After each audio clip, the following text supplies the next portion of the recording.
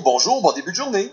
Oui, Steve. On est en période d'initiation étudiante. Ça avait été plutôt tranquille, du moins nous dans le coin, je vous dirais. Là. On n'a pas eu grande histoire de dérapage cette année. C'est une bonne chose en soi.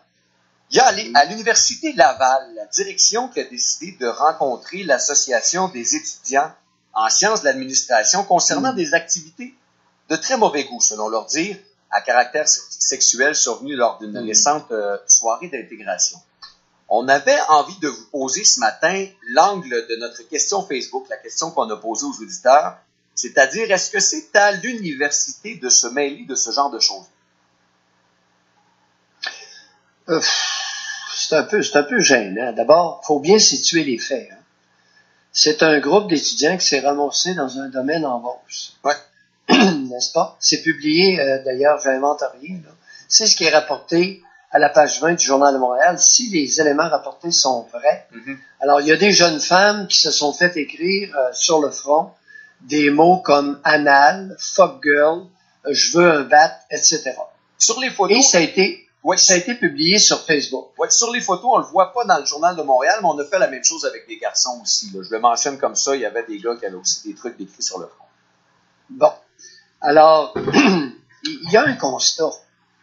Il y a un constat qui transpire de ça, c'est que il y a beaucoup de jeunes femmes qui sont en mal d'attention. Il y a un pourcentage de femmes, peu importe leur âge, qui ont un piètre jugement.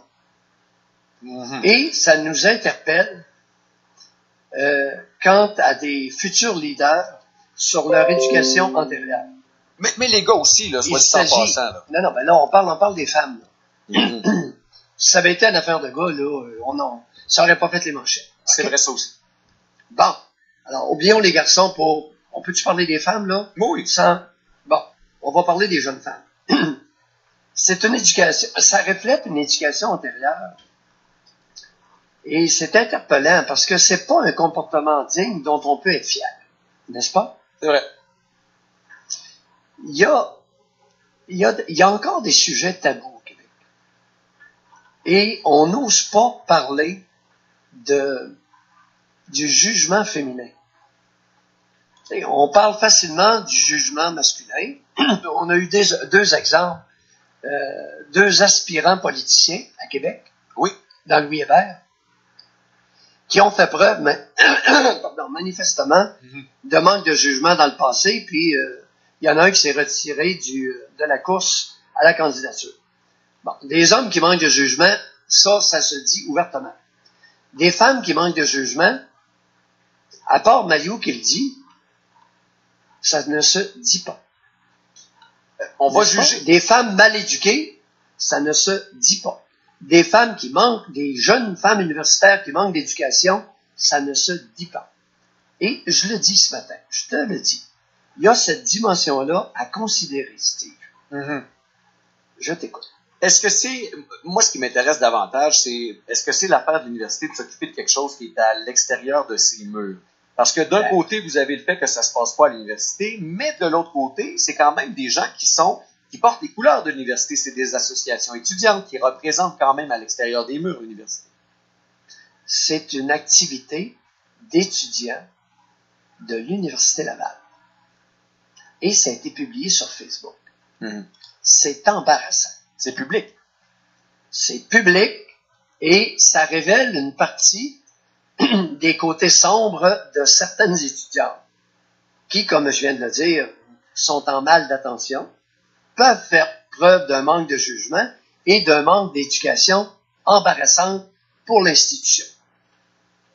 Manque d'éducation qui vient d'où, selon vous? Comment ça qu'on éduque mal à ce point nos jeunes? Ben là, d'où vient l'éducation? Non, des parents, mais je veux dire, comment ça se fait que ces filles-là se rendent à l'université comme ça? T'sais? OK, on fait-tu une étude? Prends les mères de ces étudiantes-là, puis on va étudier les mères des étudiants. Bon, telle mère, telle fille, tel père, tel fils aussi, tu sais. Bah, écoute... On influence nos enfants, ça c'est sûr. Ça c'est sûr. Ça se pourrait que... Ça se pourrait que... Écoute, la pomme tombe jamais loin de l'arbre, comme on dit. Ah, ça je l'aime bien. Oui. Mais en même temps, c'est pas incorrigible non plus. Tu sais, souvent, on entend, par exemple, je pense dans votre émission, des histoires où les parents ont été davantage des géniteurs que des parents. Il y a moyen de s'en sortir. Ben oui, parce qu'il y a beaucoup de ces jeunes femmes-là qui ont été laissées elles-mêmes, abandonnées par leur mère depuis la petite enfance. Oublie pas que ce sont des rejetons des garderies de Pauline Marois, là, pour plusieurs. Oublie pas ça. Vous êtes pas un fan des garderies? Ils ont 19, 20 et 21 ans. Oui. Il y en a plusieurs là-dedans qui ont été, ce sont des rejetons éduqués depuis l'âge de 9 mois par nos grandes éducatrices de garderie publique. Ne l'oublie pas, cher ami. Mal d'attention, piètre jugement chez plusieurs, éducation douteuse. Tiens. Ne serait-on pas confronté avec un effet délétère ou un effet négatif du système Pauline Marois pour le dumping de bébés dans ces garderies publiques? En même temps, vous êtes en train de me dire, vous, qu'on faisait pas de dumping de garderie avant. Je pense que le système était juste différent, non? Bon, écoute, des mauvaises mères puis des mères négligentes, il y en a toujours eu. Maintenant, les garderies d'État à gardiennes multiples, c'est nécessairement mauvais pour tous les enfants. Qu'est-ce qui fonctionne pas selon vous? Il n'y a pas de lien qui se crée. Ah ouais, l'aspect affectif. Bon, qu'arrive-t-il du lien maternel si important pour le développement de la confiance dans l'autre, prise d'autonomie, prise d'initiative, débrouillardise, etc. C'est tous les éléments les étapes que je viens de mentionner, c'est à l'intérieur d'un lien de confiance avec une femme maternelle. Qui peut être autre que la génitrice. J'ai bien dit une femme maternelle, qui n'est pas nécessairement la génitrice, mais une femme maternelle. Une figure, finalement, là, quelqu'un qui fait ce rôle-là. Pas une figure, une femme maternelle, qui va prendre le tout petit pendant 4-5 ans. Merci beaucoup, Dr. Magui, pour votre commentaire ce matin.